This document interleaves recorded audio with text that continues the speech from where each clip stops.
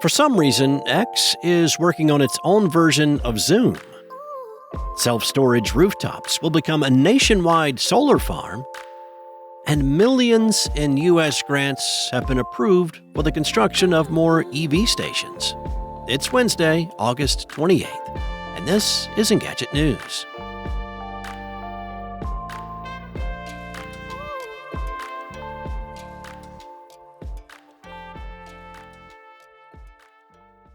X, in its quest to become an everything app, is working on a new feature that seems to be geared more for its own employees than its actual users.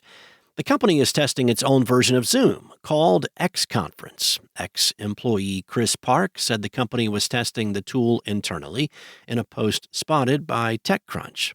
Based on Park's screenshot and description of the tool, it sounds like it's a fairly basic version of multi-version video conferencing compared with Zoom or Google Meet.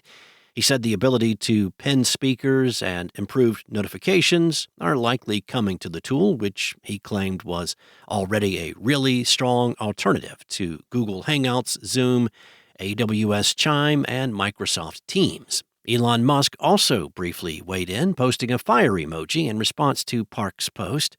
App researcher Nima Algi also spotted the feature earlier this month, posting a screenshot that indicates X Conference will support spatial audio and have built-in captions. But even with those features, it's not at all clear that there is any demand for an X-owned video conferencing platform outside of its own employees. The app already supports person-to-person video calls as well as public broadcasts over Spaces.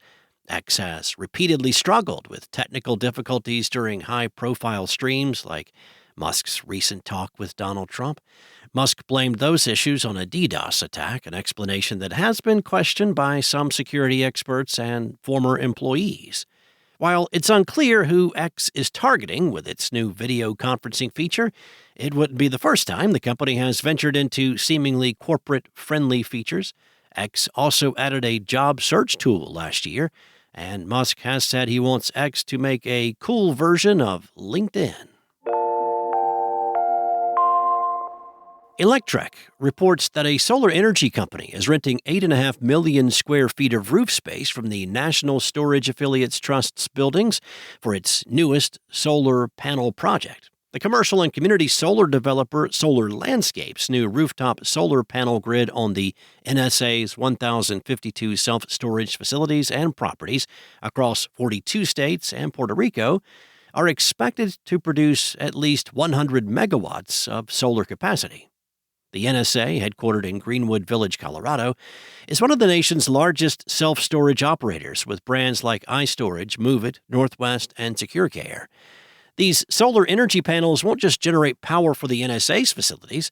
The panels will also provide clean power to nearby businesses and homes for a discounted price. One of the challenges of implementing solar energy is finding enough space for the solar panels. These panels can take up a lot of space, like the Noor Abu Dhabi solar plant that set a world record back in 2019 with 3.2 million solar panels, taking up over 3 square miles of space. Solar Landscape and the NSA may have found an interesting solution to solar panel projects' space problem. If this partnership is successful, it could inspire similar deals for other communities looking to benefit from solar panel technology. The Biden administration's promise to put more electric vehicle charging stations on America's roadway hasn't exactly gone to plan, but a new round of federal grants could help. Reuters reports that $521 million in federal grants have been awarded to grow EV infrastructure and build more charging ports on America's roadways. The Energy Department and the Federal Highway Administration have allocated $321 million of the grant money to expand EV charging infrastructure across 29 states as well as the District of Columbia. The remaining $200 million will fund 10 corridor fast charging projects. 2 major cities will receive a sizable portion of those grants.